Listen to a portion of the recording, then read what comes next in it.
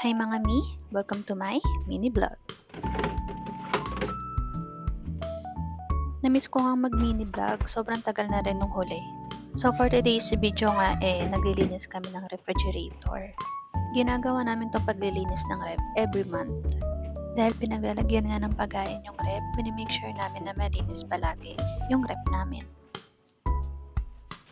Hinuhugasan namin talaga yung kada layer or kada patungan ng ref namin para matanggal talaga yung mga dumi or yung mga dumidikit-dikit na pagkain. Sira pa nga yung gripo namin dyan. Ako lang kasi yung nagkabit. So, hindi talaga maayos yung pagkakalagay. Pero ngayon, napalitan ko na yun ng gripo. Natapos ko nang hugasan lahat nung mga patungan namin sa ref. So, ngayon, pinupunasan ko na lang siya at nilalagay sa loob. Medyo matrabaho nga yung pagtanggal, paghuhugas at pagkabit or paglagay ng mga patungan sa loob. Pero worth it naman kasi makakasigurado kami na malinis talaga yung ref namin.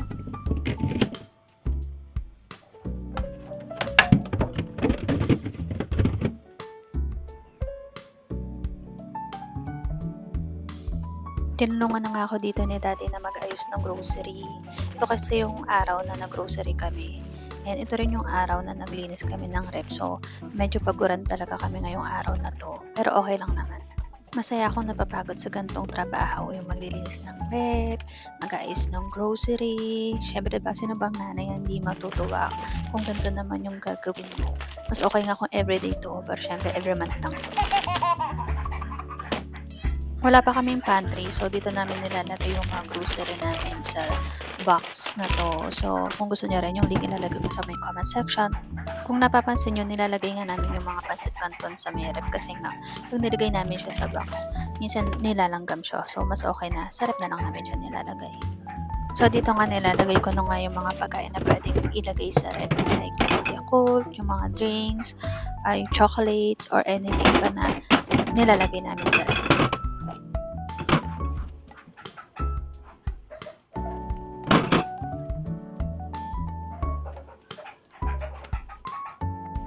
So, dito naman nililinis ko naman yung kabilang side, yung pinto nung ref. Kasi syempre kailangan din natin linisin to.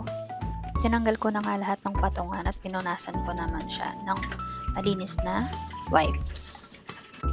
Tinulungan na ako dito ni Daddy na maghugas pa ng iba pang patungan. Kasi gusto niya nang manood ng movie. Ang usapan kasi namin, after namin ng grocery, is manonood kami ng movie. After nga mahugasan ni Daddy, pinunasan ko na nga rin at nilagay ko na nga rin lahat dito sa may likod ng ref. May nilalagay pala ako dito sa ref. Ito yung binili ko sa online para ma-separate yung mga drinks or yung mga item dito sa may gilid ng ref namin.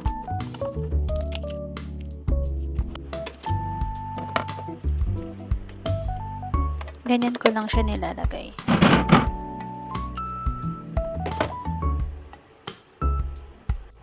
Pati dito sa may ilalim, kung saan ko nilalagay yung mga gamot ni Ken, nilalagay ko rin siya ng ganyan para ma-separate siya dun pa sa ibang mga item. Yung link nito, ilalagay ko na lang sa may comment section.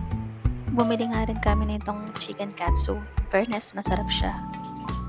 Natapos ko na nga ilagay lahat ng karne at mga processed food dun sa may freezer. Buti na lang napagkasya ko siya. Natapos ko na rin ilagay yung iba pang pagkain dito sa may ilalim sa baba ng ref.